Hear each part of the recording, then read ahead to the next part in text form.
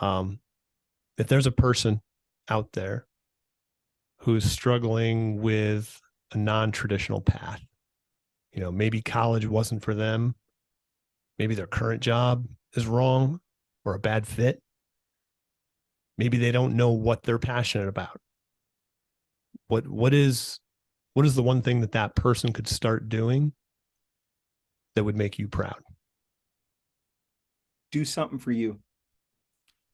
When I really unpack the early days of the last reinvention that I went through, it was when I started to dedicate some time for myself, rather than just running from one chaotic event to another, purposely taking even a half an hour or an hour of the time that we're given in a day, and it's just for you. Whether it's, getting your clothes set out for the next day, making the bed, cleaning up the bathroom, going for a walk, just that first step, and that investment in yourself is the key. And I think that if I look back at the 20-year components previous to my 10-year reinvention, so we got 10 years, and then we got the 10 years where things started to work out.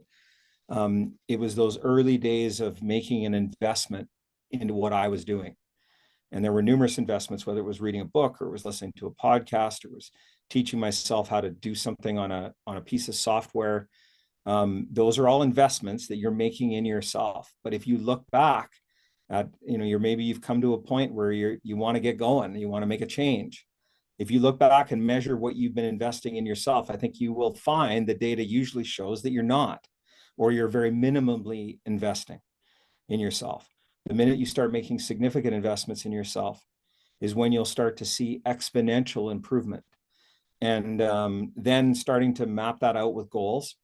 And I've been beat up a few times over the last 10 years. I remember sitting with one of your former employers at a very famous place in New York City for a dinner. And we used to have a dinner once a year. And he asked me what my goals were for the year. And it was March. And I said, oh, I haven't really figured those out yet. And he threatened to leave the table, which were two things. It was an expensive restaurant and I was going to have to pay.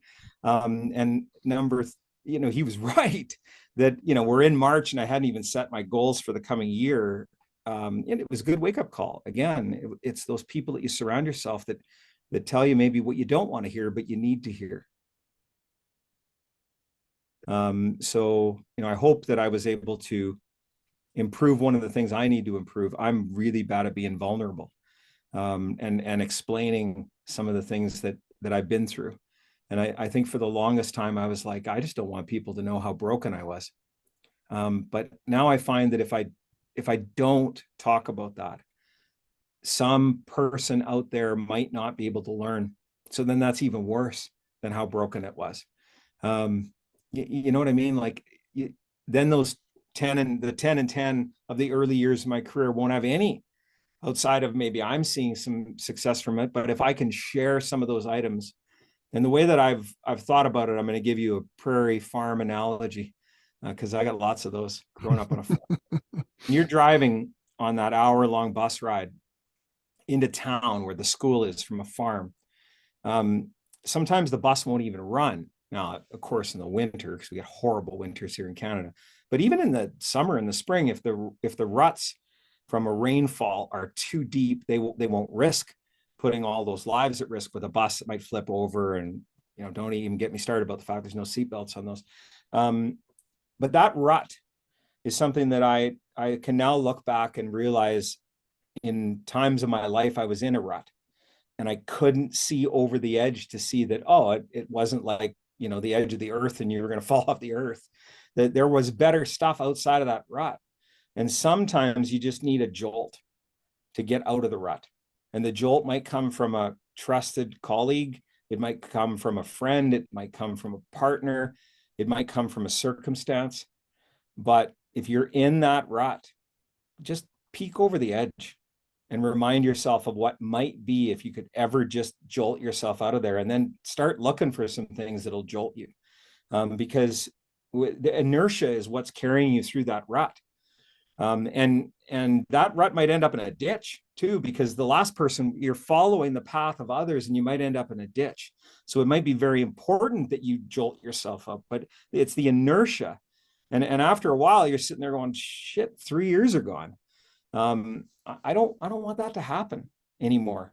I kind of make decisions based upon that now moving forward of, am I just going forward because of inertia? Because I find that I work better when I'm challenged and when I'm moving off into those new paths. So, not recklessly, because I also have a higher level of risk tolerance than I used to.